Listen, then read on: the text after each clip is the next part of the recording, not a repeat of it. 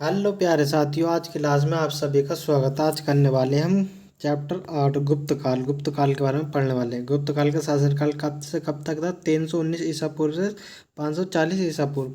गुप्त वंश का संस्थापक कौन था? गुप्त वंश का संस्थापक कौन था? श्रीगुप्त। कौन था? श्रीगुप्त। गुप्त किसके सामंत थे? किसके सामंत थे? कुषाणों के सामंत थे। किसके? कुषाणों के सामंत थे।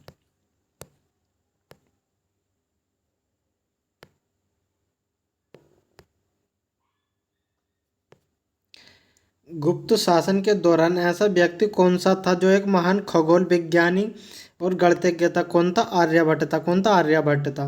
गुप्त शासकों की सरकारी दरबारी भाषा थी क्या? थी संस्कृत। क्या थी? संस्कृत। गुप्त वंश का वह राजा कौन था जिसने हुणों को भारत पर आक्रमण करने से रोका? कौन था? स्कंदगुप्त। कौन था? स्कंदगुप्त।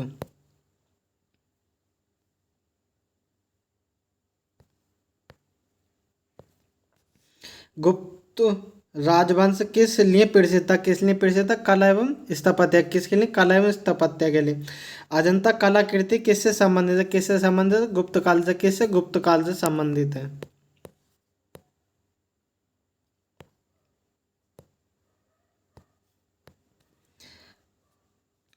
कवि कालिदास किसके राजकवि थे? किसके राजकवि थे? चंद्रगुप्त द्वितीय के या विक्रमादित्य के। अजंता चित्रकला की विष्णु विषय वस्तु किससे संबंधित? किससे संबंधित है? बौद्ध धर्म से।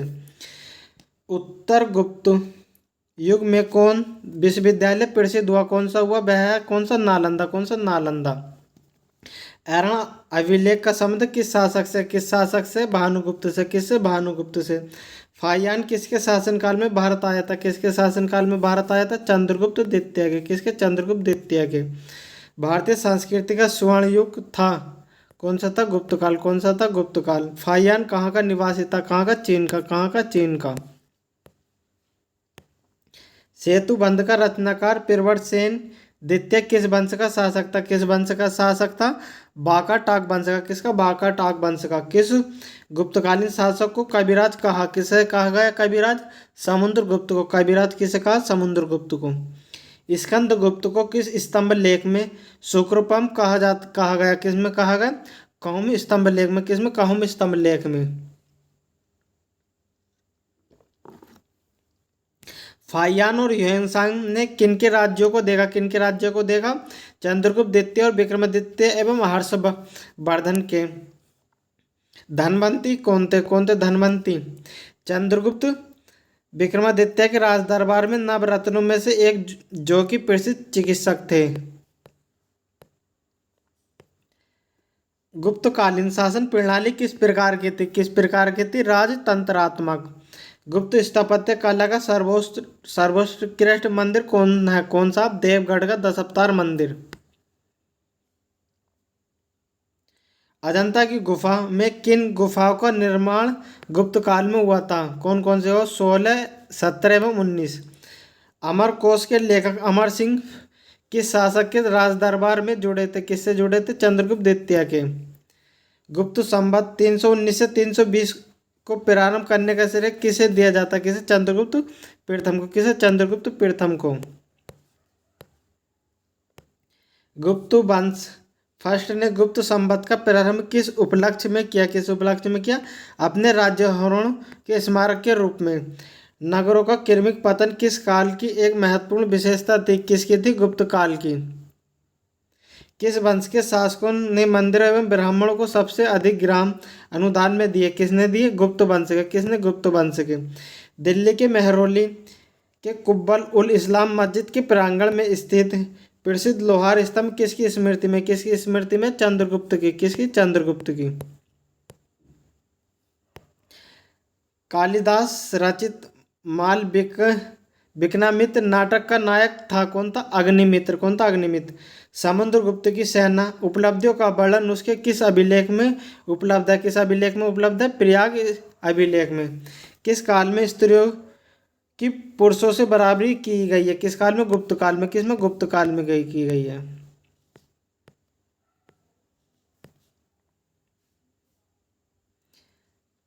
भारत का नेपोलियन किसे कहा जाता? समुद्रगुप्त को।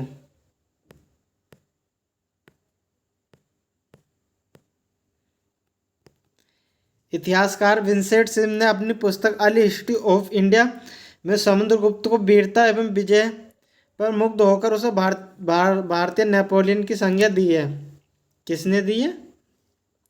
इतिहासकार विंसेंट स्मिथ ने। तक्षशिला विश्वविद्यालय कहाँ स्थित है? कहाँ स्थित है? भारत में। कहाँ स्थित है? भारत में। वर्तमान में तक्षशिला पाकिस्तान में स्थित है। वर्तमान में तक्षशिला कहाँ? पाकिस्तान में स्थित है। प्राचीन काल में यह शिक्षा का प्रमुख केंद्र था। चाणक्य, चरक आदि ने यहीं से शिक्षा प्राप्त की है।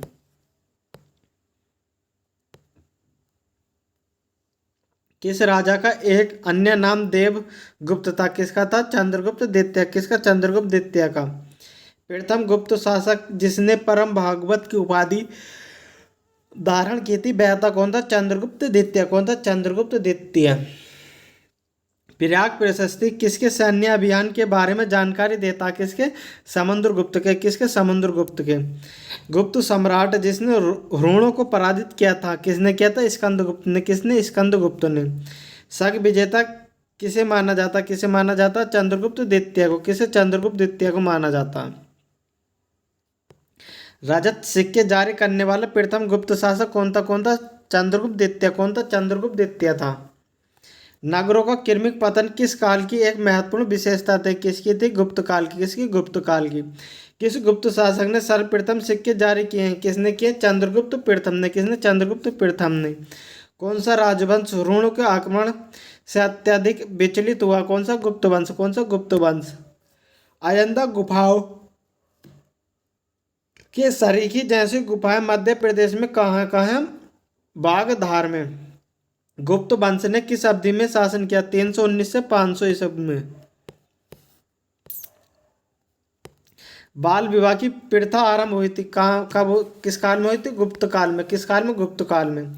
यूरोपीय भाषा में अनुदित अनुवादित प्रथम भारतीय ग्रंथ कौन सा है? कौन सा? कुमार संभव। कौन सा? कुमार संभव। सती प्रथा का पहला उल्लेख कहाँ से मिलता? ऐरण अभिलेख से। किसके शासनकाल में लिखा गया? भानुगुप्त के। मिहिर कुल का संबंध था किससे? था हुणों से। किससे था? हुणों से।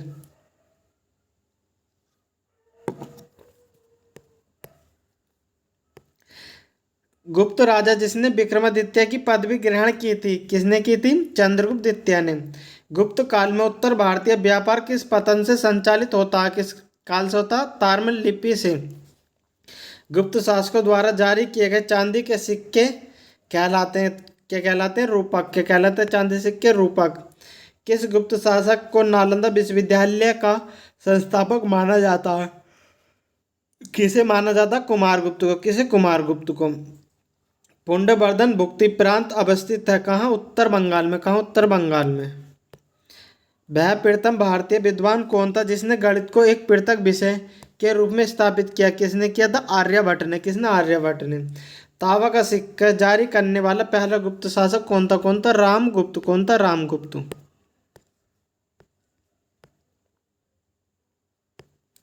कालिदास की किस कृति की गिनती विश्व की 100 प्रसिद्ध साहित्य कृतियों में होती है? किसकी? अभिज्ञान शकुंतलम की। वर्तमान गणित में दशमलव प्रणाली के आविष्कार का श्रेय किस युग को है? किस युग को? गुप्त युग को। किसे? गुप्त युग को। गुप्त काल के सर्वाधिक लोकप्रिय देवता कौन थे? कौन थे? विष्णु थे। कौन थे? विष्णु। मेहरौली दिल्ली स्थित लोहा स्तंभ का निर्माण किस नदी में हुआ? किस सदी में हुआ? सॉरी, किस सदी में? कौन सी सदी में? चतुर्थी सदी में। कुमार संभव महाकाव्य किस कवि ने लिखा? किस कवि ने लिखा? कालिदास ने। नालंदा विश्वविद्यालय की स्थापना किस युग में हुई है? किस युग में? गुप्त युग। गुप्त युग में। गुप्त काल में। गुप्त युग में भू राजस्व की दर क्या थी? उपज का 6वां भाग।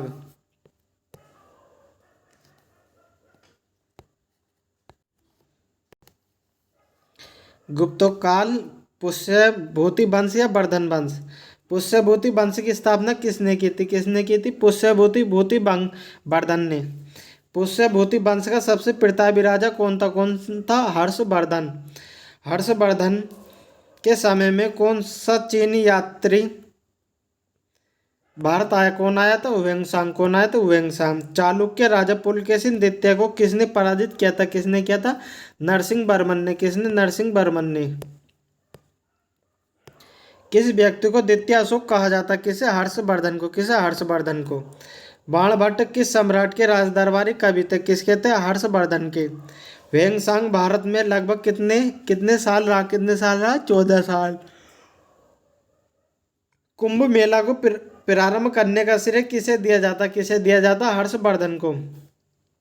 नर्मदा नदी पर सम्राट हर्ष के दक्षिणवर्ती आगमन को रोका था? किसने रोका था? पुलकेशिन द्वितीय ने। किसने? पुलकेशिन द्वितीय ने। चालुक्य पुलकेशिन द्वितीय ने किस नदी के किनारे हर्षवर्धन को परास्त किया था? कहाँ किया था? नर्मदा नदी के किनारे।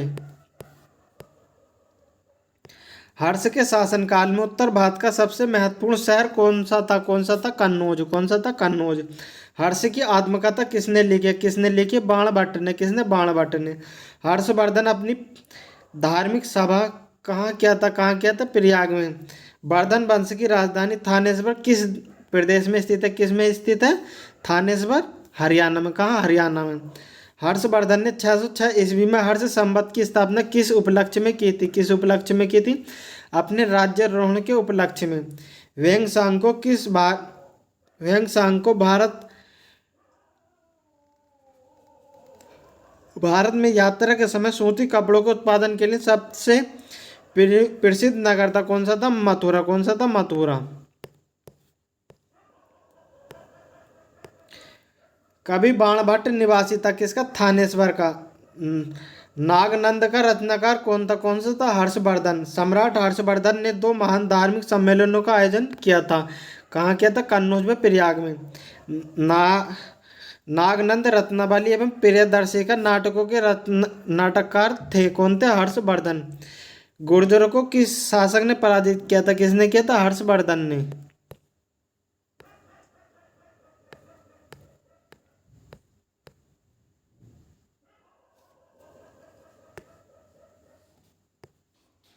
आज भी भारत में ह्वेनसांग को याद करने का मुख्य कारण है शी यू की रचना।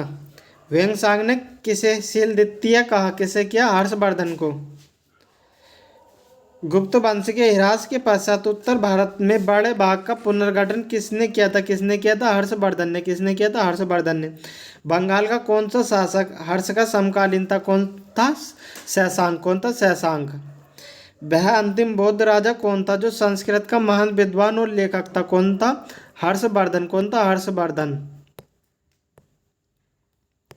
हर्षचरित किसके द्वारा लिखी गई है? किसके द्वारा लिखी गई है? बाणभट्ट के द्वारा। एक चालुक्य अभिलेख की तिथि अंकन में शक संवत का वर्ष 556 दिया गया हुआ। इसका तुल्य वर्ष कौन सा? 634 ईसा पूर्व। शक संवत का प्रचलन कुषाण वंशीय शासक कनिष्क ने 78 ईस्वी में किया था। यदि शक संवत में 556 अंकित है तो यह ईसा सन 556 प्लस 78 बराबर 634 ईसा होगा। हर्ष के समय की सूचनाएं किसकी पुस्तक में निहित है? किसकी पुस्तक में निहित है? हर्ष के समय की सूचनाएं कल्याण की पुस्तक में। किसकी? कल्याण की पुस्तक। सम्राट हर्ष ने अपनी राजधानी थानेश्वर कहाँ स्थानांतरित की? कहाँ की थी? कन्नौज में। कहाँ? कन्नौज में। उत्तर प्रदेश में स्थित वह स्थान जहाँ हर्षवर्धन ने बौद्ध महासम्मेलन का आयोजन किया था। कहाँ किया था? प्रयागराज में। नर्मदा नदी पर सम्राट हर्ष के दक्षिणवर्ती आगमन को रोका था? किसने रोका था? पुलकेशिन द्वितीय ने। किसने रोका था? पुलकेशिन द्वितीय ने।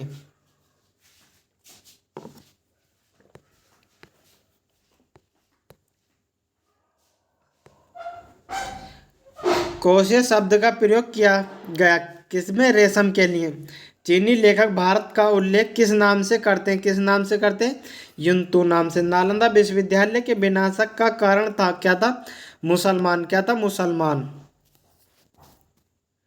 गुप्तोत्तर युग में प्रमुख व्यापारिक केंद्र था क्या? कौन सा केंद्र था? कन्नौज। आदि शंकर जो बाद में शंकराचार्य बने उनका जन्म हुआ था केरल में। कहाँ हुआ था? केरल में। आदि शंकराचार्य आदि स्थापित चार मठ कहाँ स्थित है?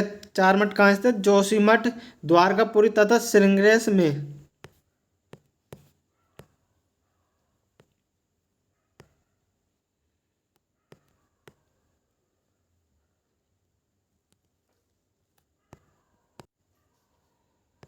अब आता प्राचीन भारत या विविध। किसी विदेशी यात्री ने भारत का दौरा सबसे पहले किया था, किसने किया था? मेगस्थनीज ने। शून्य की खोज किसने की थी? किसने की थी? आर्यभट्ट ने। महापाषाण संस्कृत 1500 ईसा पूर्व से 1000 ईसा पूर्व में हमें दक्षिण भारत के उस ऐतिहासिक युग से परिचित कराती है जब महापाषाण काल में उपयोग में कहलाए जाते बड़े पत्थर से घेरी गई समाधि स्थल या कब्र। किस पुस्तक का 15 भारतीय और 40 विदेशी भाषाओं में अनुवाद किया जा चुका है? किसमें? पंचतंत्र में। किसमें? पंचतंत्र में। न्यूमिसेस्टी क्या क्या? सिक्कों व धातुओं का अध्ययन। हितोपदेश के लेखक कौन है? नारायण पंडित। नाट्यशास्त्र की रचना किसने की है? किसने की है? भरत मुनि ने। इतिहास के पिता, द फादर ऑफ हिस्ट्री की पदवी सही अर्थों में किससे संबंधित? किससे संबंधित है? हेरोडोटस से। किससे? हेरोडोटस से। प्राचीन नगर तक्षशिला किसके बीच स्थित है? किसके बीच स्थित है? सिंधु व झेलम के बीच। किसके? सिंधु व झेलम के बीच।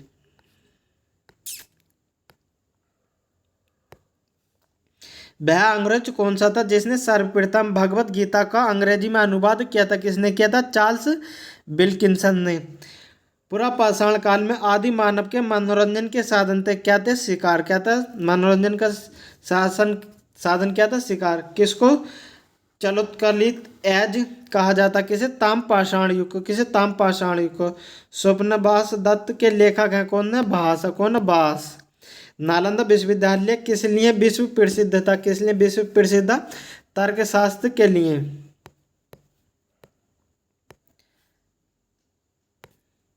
उस स्रोत का नाम बताइए जो प्राचीन भारत के व्यापारिक मार्गों पर मौन है। कौन है? मिली दापणो। आधुनिक मानव के हाल का पूर्वज है कौन है? क्रो-मैगन मनुष्य। इसी की प्रारंभिक सदियों में भारत तथा रोम के बीच घनिष्ठ व्यापारिक संबंधों की सूची किस पुरास्थल की खुदाई से प्राप्त होती है? किसकी? अरिकमेडो से। आधुनिक देवनागरी लिपि का प्राचीनतम रूप है कौन सा? ब्राह्मी लिपि। कौन सा? ब्राह्मी लिपि। मानव द्वारा सर्वप्रथम प्रयुक्त अनाज था कौन सा था? चावल। काव्य शैली का प्राचीनतम नमूना किसके अभिलेखों में मिलता? किसके अभिलेखों में मिलता? रुद्र दामन के अभिलेखों में।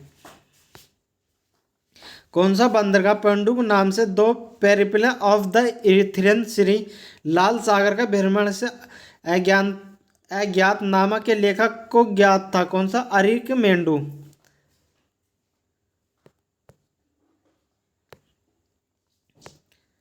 अब आता मध्यकालीन भारत। इसे हम करेंगे अगली वीडियो में। अगर आपको वीडियो अच्छी लगे तो वीडियो को लाइक करो, चैनल पर नए हो तो चैनल को सब्सक्राइब करो। वीडियो में एंड तक बने रहने के लिए धन्यवाद। इसी प्रकार की वीडियो हमारे आगे भी देखने के लिए मिलती रहेंगी।